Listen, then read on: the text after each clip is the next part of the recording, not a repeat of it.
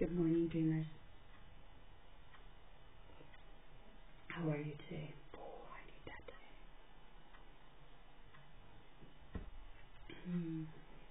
today. This time yesterday, I was having a moment, maybe a little bit later than this, but I was catching up on some stuff I hadn't done on Saturday night, and because I set aside the stuff to do in order to have some fun, and I needed the fun. I really, really did. But Sunday I knew that I needed to get ahead of it or else it would overwhelm me. So I was working on that before church, and I kept asking for some things from the people around me, and they kept getting delayed, and I just completely melted down, and I had to sit with, it was coming out as hurt and anger, but I had to sit with it, and I got apologies, and I got help, and I got what I needed, but there's a pattern in my life, and it is that Marilyn goes last. And it's the negative part of Enneagram number 2, if you know what I'm talking about. If you know, you know. I'm a 2. And it's the negative part of the 2. We have some very, very good gifts to bring to the table. And one of them is service. And we have a hard time receiving love in return. Not in return, just in general. And but when emotions are high, we feel like we're the bottom of the heap. Like nobody sees us. We serve and we serve and we serve and we give and we give and we give. And how come nothing happens till I blow up when I ask for help? People tell you to ask for help, you ask for help. And nothing gets done until you have a complete meltdown. Which I think the point is valid. The meltdown is what I'm talking about, though. The point can be dealt with another time. But when emotions are high and when things are tough, sometimes we have this concept that our emotion is anger. And when we sit with it long enough, we realize that it is grief. On Friday, I did not do a Dreamers because my uncle passed away that morning, and there was no way I was in any condition to say hello to you. I needed to be with my family. I needed to be with my own thoughts. I needed to be alone. I needed to be with my kids. I didn't have the capacity to put anything into words. But for me, my part of this journey, I know it was about my uncle, I know it was about him and his journey, but my chapter, my adjacent chapter to his chapter of graduating from this part of the kingdom to the heavenly kingdom, that's what we need to focus on. But we all have adjacent chapters to live, right, to each other. And my adjacent chapter was that no one asked me to do this, but because of how I tick and because of how people treat me outside of this situation, I put myself last. I heard that everyone from out of town was coming. I heard there were phone calls that were exhausting everyone.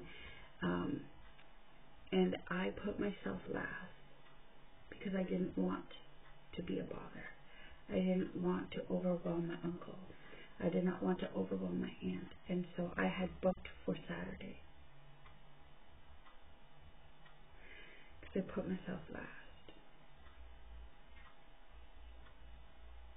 I never got to say goodbye. I stepped back and made space for everyone. No one asked me to. I know now I shouldn't have done it, but it's my bent. It's my natural bent, and people allow me to go last. Always. When I say, for instance, I'm a custodian at church, and when I say, can we please clean up the sound area so I can vacuum. Doesn't get done. When someone says, can you do it for the Christmas party? Gets done like that. When I say we need to change light bulbs in the church, doesn't get done. And then I have people coming to me going, why aren't you changing light bulbs? Right? Like it's everywhere in life. I say something to my kids and they're like, yeah, in a minute. In a minute. Sure, in a minute. When I get there. Right? And that's how I am processed by the world around me. In a minute. When we get there. When we get there. And so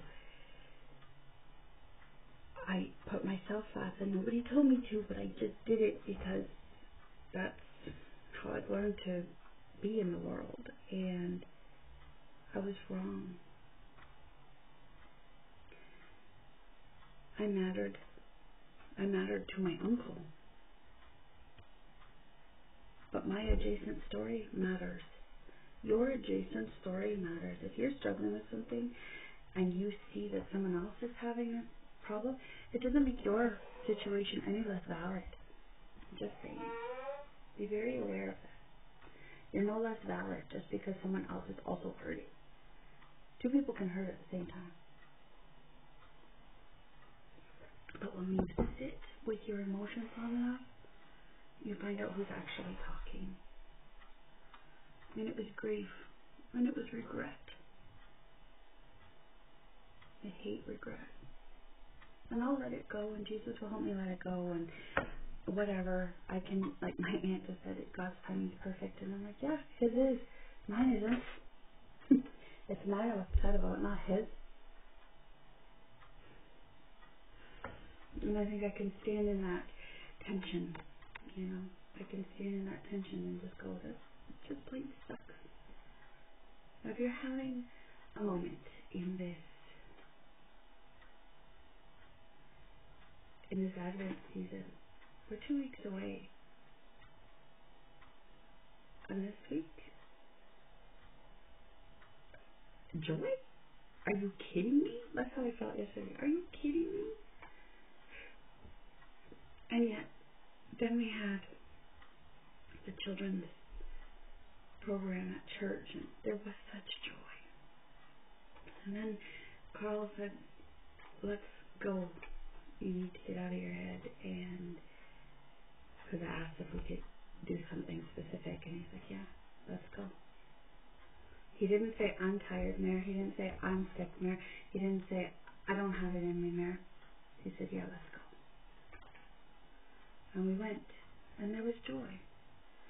And your emotions can be juxtaposed to each other, and you can experience joy while you process grief, and you can, not one emotion is more important than the other. They're all important. It's when we allow one to suffocate the other when we feel overwhelmed and suffocated. If you have a little moment, I call them Hulk mom moments. If you have a moment, have your moment. Have your moment. But then listen to your moment. Apologize. Moments are not excuses to treat other people poorly. But the point you're trying to make in your moment is valid. And so be careful with your moments. Don't let them rule you. But if you have a moment, cut yourself some slack and have a moment. But listen to them. What are they trying to say? Mine are just trying to tell me, give yourself space to be sad. It's okay. You're going to miss somebody very, very special. And you're going to miss them for a long time. And your adjacent story matters. Because it mattered to him.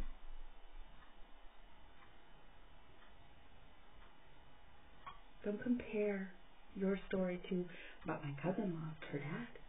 My cousin lost his dad. I still have my daddy. My aunt lost her husband. I still have my husband. Right? Don't compare They have their stories they must go through, and you can support and you can love and you can help the best you can.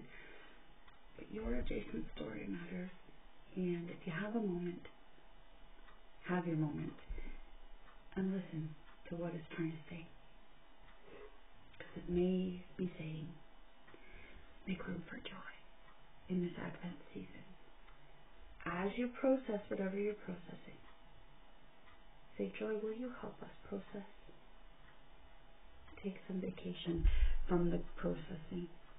My cousin and I and Carl, we went to a church potluck on Saturday night, and then Sunday night, Carl and I went on a date. And we're making room for those pockets of joy amidst the grief. You can do it too. I know you can. Joy isn't plastering a smile on your face going, I'm happy, everything's okay. That's not what joy is. Joy is a sense of security in Jesus that says you can do it. And know you can. So have your moment and have it with joy. Know that I love you. Bye.